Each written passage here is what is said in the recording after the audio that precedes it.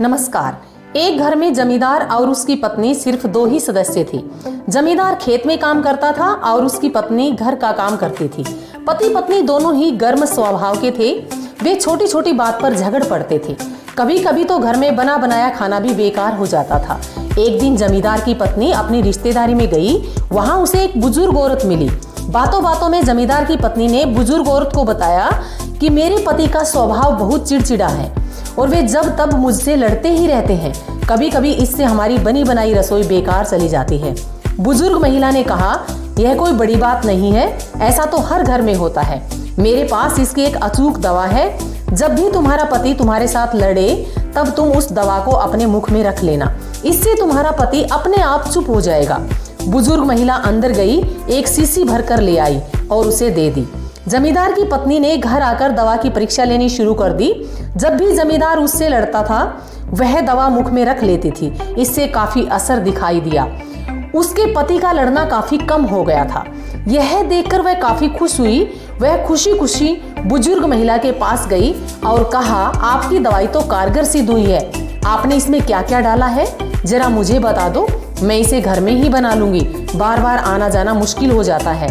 इस पर बुजुर्ग महिला ने जवाब दिया कि जो शीशी मैंने तुम्हें दी थी उसमें शुद्ध जल के सिवाय कुछ भी नहीं था। तुम्हारी समस्या का हल तो तुम्हारे चुप रहने से हुआ है। जब तुम दवा यानी कि पानी को मुंह में भर लेती थी तो तुम बोल नहीं सकती थी और तुम्हारी चुप्पी को देखकर तुम्हारे पति का क्रोध भी शांत हो जाता था। इसी को एक चुप सो सुख कहते हैं। उस बुजुर्ग महिला ने जमींदार की पत्नी को सीख दी कि इस दवा को कभी भूलना मत और अगर किसी को जरूरत पड़े तो उन्हें भी देते रहना। जमींदार की पत्नी ने बुजुर्ग महिला की बात को गांठ बांध लिया और खुशी खुशी अपने घर वापस आ गई। दोस्तों, दुनिया में सबसे मुश्किल काम होता है चुप रहना। चुप रहना एक कला है और यकीन मानिए जो इस कला में महारत हासिल कर लेता है उसे दुनिया की कोई ताकत हरा नहीं सकती। अगर किसी परिस्थिति में हमें चुप रहना पड़े और उस चुप रहने से हमें आत्मिक सुख और मानसिक शांति प्राप्त होती हो तो चुप रहने में कोई बुराई नहीं है। बहस करने और समस्या को बढ़ाने से कहीं बेहतर है उस समय कुछ देर के लिए मौन धारण कर लिया जाए और कुछ समय पश्चात शांति बनाकर और चित्त को स्थिर करके सामने वाले से अपनी बात कही जाए। कुछ देर के बाद आपकी और सामने वाले की मानसिक स्थिति में जमीन आसमान का अंतर होता है। दोस्तों, पल भर का क्रोध जानलेवा भी साबित हो सकता है। आपने सुना ही है कि बड़े बड़े ऋषि मुनि भी सालों साल मौन व्रत धारण करते थे, तब जाकर महात्मा का पद हासिल करते थे। यह भी आप जानते हैं कि महात्मा गांधी जी भी कुछ कुछ अंतराल के बाद मौन व्रत रखा करते थे।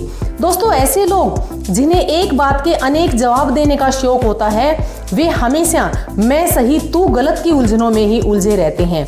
हमें अपने जीवन के लक्ष्य पर नजर रख हमेशा सकारात्मक रहकर हर परिस्थिति में सामंजस्य बिठाकर जितना कम से कम हो सके उतना बोलकर ही जीवन में आगे बढ़ना चाहिए। परंतु साथ ही जहां आपका बोलना जरूरी है और वहां आप चुप्पी साधते हैं तो वह भी अत्यंत खतरनाक साबित होता है।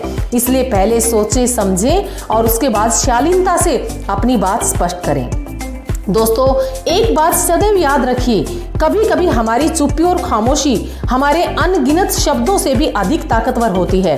हमारी चुप्पी वह काम कर जाती है जो काम हमारे शब्द नहीं कर पाते।